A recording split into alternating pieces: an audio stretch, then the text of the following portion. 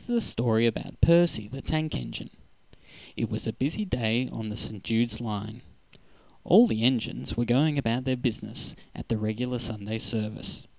Each engine had its own role to play and its own trucks to push. Whenever a new engine arrives at the St Jude's line, Thomas has the job of giving them a hearty welcome to help them feel at home. "Hello, I'm Thomas. Welcome to St Jude's. What's your name?" he asked cheerfully. "My name is Percy. I've heard a lot about your yard and wanted to come and see it for myself," replied Percy. "Come on, let me show you around." And off they puffed happily. Thomas showed Percy everything. They went to the estate's yard where all the trucks play. They went to the overseas student dinner where engines from far away places come. He showed Percy all the stations: 9 a.m, Youth Station, which is now open every week, 11 a.m, Sundays at 5, Parkville, and the Uni Church station. Percy thought it was wonderful. He enjoyed the 9 a.m. station the best and decided to stay. Percy said, "Thank you, Thomas, for showing me around." "It was my pleasure," whistled Thomas. In the beginning, Percy had lots of fun on the St Jude's line. The teaching was first class, and Percy felt like he was learning more about being an engine than he ever had before. Percy would arrive at 9 a.m. station every week just to sit and listen to all the fat controllers. He watched the other engines going about their important jobs: shunting trucks, service leading, picking up passengers, welcoming, and reading the timetable, reading the Bible. But soon he grew discouraged. "I don't feel very useful," he mumbled to himself.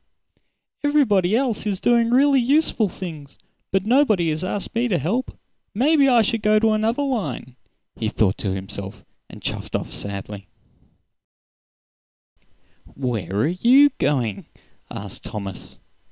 "Don't tell the other engines," wheezed Percy, "but I've decided to go to another line." "Why?" asked Thomas. "Every other engine has really useful jobs to do. Every engine except me," moaned Percy. "But all engines are useful," replied Thomas. "I think you should go and talk to the fat controller." "Now what's this I hear about you leaving, Percy?" asked the fat controller. "Well, sir, at the start it was lots of fun. I learnt a lot and it was very exciting. But now it seems that there is nothing for me to do. All the other engines are doing really useful things. It's a big place, sir, and no one would miss a little engine like me.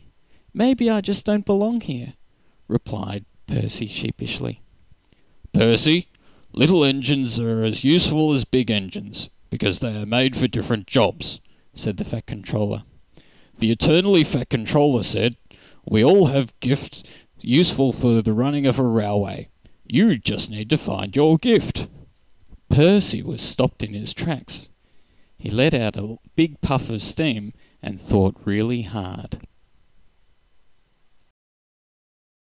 Over the next few weeks, Percy looked for ways that he could help.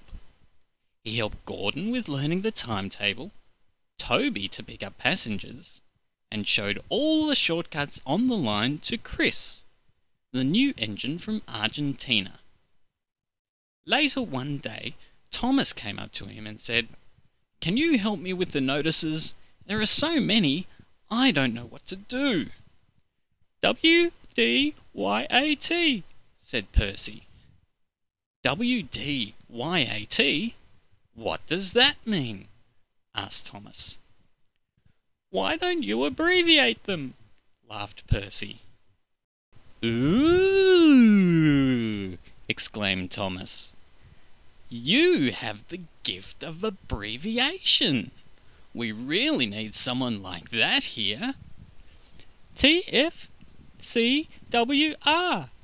The Fat Controller was right, answered Percy. All the engines are useful for the running of a railway. And off they puffed. T.E.